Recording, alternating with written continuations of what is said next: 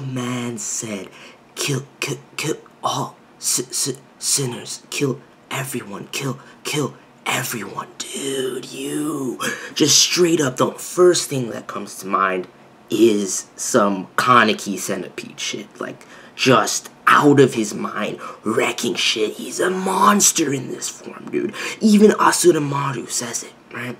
He's like, I'm afraid. To think I would be afraid of what's inside a mere human, dude. I'm like, yo. And the thing about this is, this was a hype episode, I'm not gonna lie.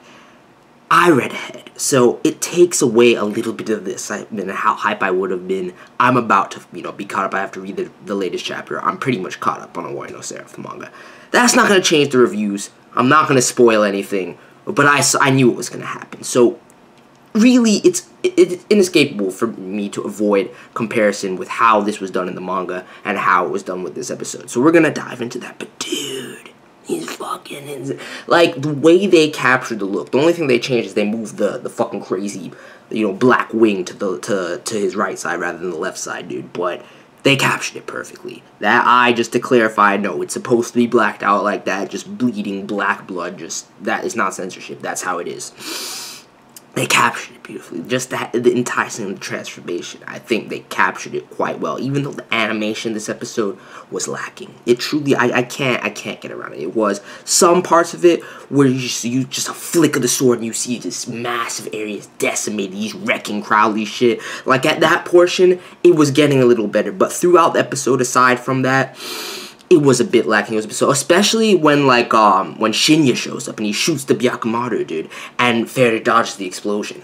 I'm just like, I'm seeing the dust cells so slowly. I'm like, what is up with the anime? It seemed a little choppy this episode. It seemed, there were a couple of derps that were more noticeable. And I would have thought that Wit would have tried to, a lot more budget for something like this crazy transformation sequence. So, I'm a little bit disappointed on that side. But otherwise, I think they captured it beautifully and the fucking insanity of it. One thing that you guys have to know, and I'm not spoiling anything, I'm just going to try and keep your attention to something. Guren knows what's up with you. He says, he's like, finally, it's happening. And he says, look at that, that's my trump card. So clearly Guren did something to incite this. That's just what you can derive from that statement. And if you go back and really think about it, it makes you question, who really is, the true evil behind this series. Because you have the Hiragi family with the arrogance just bleeding out the asshole, just showing up on the scene. And dude, Shinya's voice actor, amazing. They catch it. I'm not too keen on Kureto's voice actor, but he does have that prickish vibe to it. You'll see what the man is. But these are the top dogs of the army right here, dude. These are the top dogs of the Japanese Imperial Demon Army. And they just come in with that demeanor.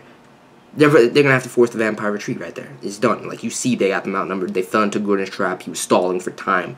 But clearly, at the same time, Shinoa wasn't aware, that there was any sort of manipulation going on with you, that these experiments were happening, the whole reason that Cruel is doing this invasion in the first place with the Seraph at the end, and the curse of the Seraph and everything like that, these experiments that the humans are dabbling in. And dude, I love the way that Wit handled. That's one thing I did love about this episode, the way they handled that scene right before the transformation with Asura.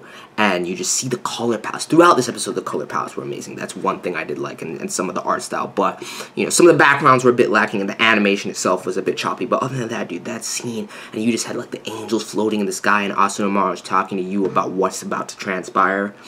I was like, they captured that really well, dude. Got me with the feels when Shinoa's getting choked out by Crowley, because Shinoa's far and beyond, especially having caught up on the manga at this point, and like, she's far and beyond just amazing, dude. I love her so much. I love her. I'm like, dude, get your filthy hands off my girl, which is what Mika says incidentally about you, trying to hug the man up the whole episode, trying to save him from the humans, and you get more insight really into Mika's mindset at this stage, where basically he doesn't give a shit about vampires or humans. He doesn't trust them equally, and he knows that, and he can see it, and he saw through it, whether it be Faird's, teaching and brainwashing or whatever, or just his interaction since becoming a vampire. He's lost trust in humanity as well, and it's not to say that they're, fully 100% trustworthy to be conducting such experiments to, treat you in this manner and have this kind of setup with complete disregard for him and those around him, just to, create a weapon strong enough to combat the vampires and, the Horsemen of John and everything. Crazy. It's fucking ridiculous. So, it makes you wonder, really, like, how with the progression of the series, what is the end game? Is it, you know, complete annihilation of one side of the other? Or are we going to find a way, potentially, you know, like I said, through Mika and through you, to bridge the gap between vampires and humans somehow? Because there's definitely evil on both sides at this point. You can see the greed and shit like that within humanity, showcasing this episode if they're willing to do something like this to you, which is fucking fiendish and sinister in the first place, regardless of the end results. And I feel Guren. I'm not going to hate on Guren, because Guren is my boy. I'm happy he's alive. Yes, Guren, the thing about Guren, and you'll see as it progresses, yes, he's a fucking asshole. He really is. He is. But he's a G, and he doesn't play any bullshit. He just tells you straight up like it is. And you'll see. But that's neither here nor there. Anyway, aside from that, you know, the beginning of the episode, a little so placed, it seemed like they changed around a little something, because from my recollection of it, when, you know, that one member, that girl with the red hair, I forget her name, you know, she has the gauntlets and everything, she's part of the Moon Demon Company, she gets that little scratch on her face from the vampire in this episode after, you know, him, like, slashing her back or whatever, and he does that wind slash. That's supposed to be the other way around, from my remembrance of it. I need to go back and look, but I'm pretty sure she punches the air in front of him, and he retreats and gets a little scratch on his face. So I don't know why they changed it around, trying to make it seem like, you know, the vampires, like, just trying to showcase the vampires dominating the scenario more. But whatever, dog. Whatever they want to do. I mean, ultimately, I think it was adapted quite well, despite, you know, the lack in quality of the animation that I would have liked to see. But it was still hype, dude. It still fucking went in, dude. I was just like that. Because what you have to understand, I'm done arguing with people about it. Yes, this series is cliche. Yes, it's been done before in various things. You can point to a lot of things that this draws from. Fine. Yes, some of the characters, you know, are modeled, you know, like that. It's still amazingly entertaining for me. It truly is. I enjoy this series a lot, dude. I'm having a good time. I'm invested in the characters. I'm invested in the world. I want to know what happens.